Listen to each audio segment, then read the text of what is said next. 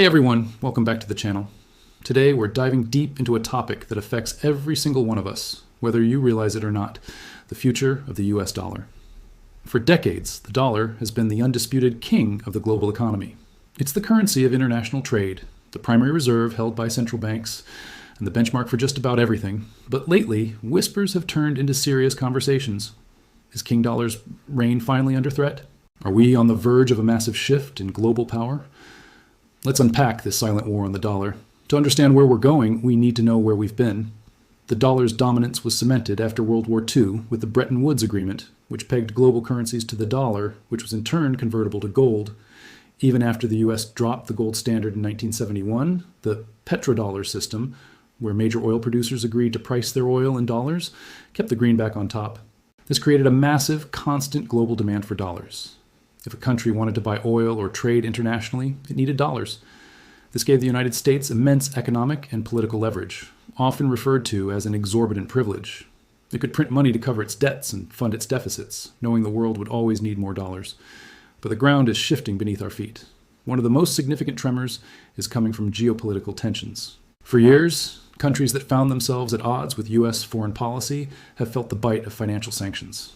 By controlling the primary global financial plumbing, the US can effectively cut entire nations off from the world economy. Think about the sanctions placed on Russia or Iran. While intended as a tool of statecraft, this has had a major side effect. It's pushed these countries and others who fear they might be next to actively seek alternatives.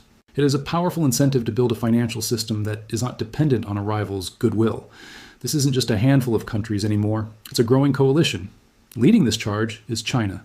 As the world's second largest economy and the largest trading nation, China has been methodically working to increase the international use of its own currency, the yuan. They've established bilateral currency swap agreements with dozens of countries, allowing them to trade directly in their local currencies, bypassing the dollar altogether. Furthermore, China has been promoting the yuan for pricing major commodities. We're already seeing some oil and gas trades, particularly with Russia and some Middle Eastern nations, being settled in yuan instead of dollars. It's a slow, deliberate strategy, but every one of these deals chips away at the petrodollar system and reduces the world's reliance on the greenback. It's a direct challenge to the dollar's supremacy in global trade. But the challenge isn't just coming from rival nations. There's a technological revolution brewing that could completely reshape finance as we know it. Digital currencies. We're not just talking about Bitcoin, although that's part of the story. We're talking about central bank digital currencies, or CBDCs. Imagine a digital version of the yuan, the euro, or even the dollar, issued directly by a central bank. China is already miles ahead with its digital yuan pilot program, which has been used by millions of people for everyday transactions. Why does this matter? Because a well-designed CBDC could make cross-border payments instantaneous and almost free, eliminating the need for the current, often slow and expensive, dollar-based correspondent banking system. If China can offer a faster, cheaper way for countries to trade with each other using a digital yuan, it becomes a very attractive alternative. This has put immense pressure on the United States. The Federal Reserve is actively researching a digital dollar, but there's a real fear that the US is falling behind. If other countries build and integrate their digital currency systems first, the network effect could lock the US out, severely diminishing the dollar's role in the future of digital finance. It's a race, and the stakes couldn't be higher. If international trade moves to a new digital rail system that doesn't run on dollars, a huge source of dollar demand simply vanishes. This also means central banks might not need to hold as many dollars in their reserves, further weakening its status.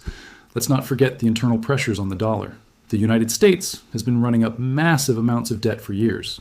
As of now, the national debt is staggering, and it continues to climb. At the same time, the country has persistent trade deficits, meaning it buys more from the world than it sells. Historically, the dollar's reserve status allowed the US to manage this imbalance. But as trust wavers and alternatives emerge, that exorbitant privilege starts to look less like a privilege and more like a vulnerability. High inflation, like we've seen recently, also erodes trust.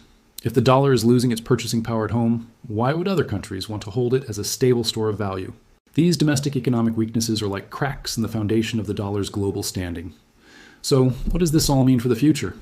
A sudden, catastrophic collapse of the dollar is unlikely. The global financial system is too deeply intertwined with it. There's simply no other currency right now with the depth, liquidity, and perceived safety to take its place overnight. The euro has its own structural issues, and the yuan isn't fully convertible and comes with a side of geopolitical distrust for many nations. A complete replacement isn't on the immediate horizon. What is far more likely is a gradual erosion of the dollar's dominance and a slow transition towards a multipolar currency world. Instead of one undisputed king, we might see a world with several major currency blocks: a dollar block, a euro block, and a yuan block, each with its own sphere of influence. Countries might trade with the US in dollars, with Europe in euros, and with China and its partners in yuan. Central banks would likely diversify their reserves, holding a basket of major currencies, rather than putting all their eggs in the dollar basket. This shift wouldn't happen in a day or a month, but over the next decade or two, the landscape could look fundamentally different. For emerging markets, this is a double-edged sword. On one hand, a strong dollar can be painful, making their dollar-denominated debts more expensive to repay and increasing import costs. Moving away from dollar dependency could grant them more monetary sovereignty and stability. On the other hand, the transition itself could be incredibly volatile, and a world without a single, stable anchor currency could lead to more financial uncertainty. The war on the dollar isn't being fought with armies and tanks. It's a silent, strategic conflict waged through trade agreements, technological innovation, and central bank policies. The combined forces of geopolitical rivalry, digital currency disruption, and America's own economic challenges are creating the most significant threat to the dollar's supremacy in over 70 years. We are witnessing a historic shift in real time, moving from a unipolar financial world to a multipolar one. The final outcome is still uncertain, but one thing is clear. The era of unquestioned dollar dominance is coming to an end. The king may not be dead yet, but the throne is definitely starting to wobble. Thanks for watching.